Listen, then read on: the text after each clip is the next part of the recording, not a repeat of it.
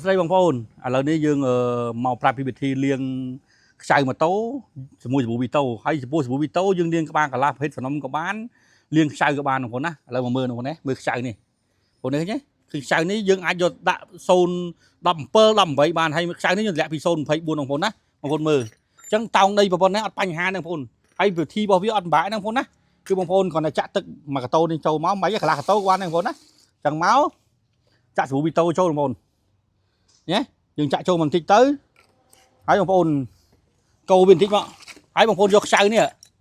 ដាក់ត្រាំបងប្អូនណា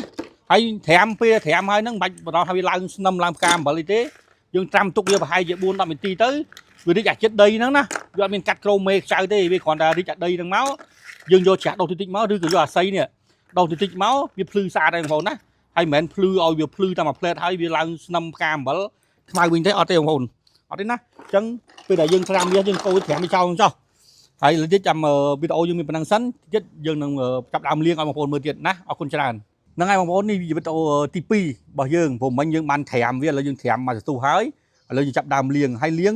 បើយើងត្រាំទៅវារីកណាបងប្អូនណាតែបើយើងចង់ឲ្យភ្លឺស្អាតយើងថែមវីតូដាក់កាតូវាចេះណាបន្តិចមកបងប្អូនណា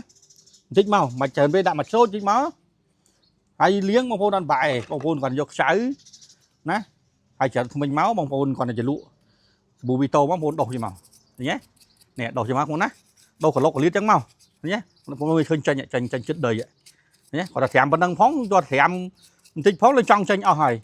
អូកន្លែងណាកឡុកកលៀតដែលរៀងមើលទៅដីអីបងប្អូនគាត់តែលាងនេះចេះមកណាហ្នឹងហើយយើងចឹងមកអានេះវិធីលាងបងប្អូនចេះហ៎បងប្អូនយល់ខ្លះអ្នកលក់ម៉ូតូគ្នាយើងណាហ្នឹងហើយបងប្អូនគាត់ដូរចឹងមកហើយនេះចាក់ទឹកមកបងប្អូនណានេះអានេះខ្ញុំសម្អាតក្នុងវីដេអូឯងបងប្អូនបើសិនយើងលាងផ្ទាល់បងប្អូនលាងលក្ខណៈថានេះទៅឲ្យលោកលាអស់មកនេះឃើញទេនេះនៅតិចយើងចាច់លាងបានប៉ុន្តែបងប្អូនមើលខ្ចៅណា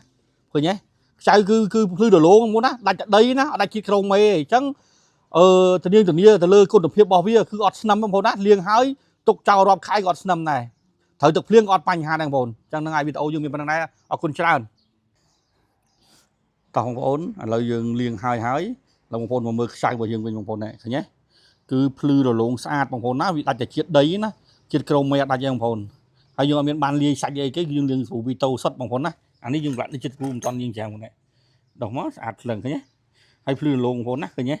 នេះសឹកចាប់ប្រាំងក្រួយអីបងប្អូនមើលហើយ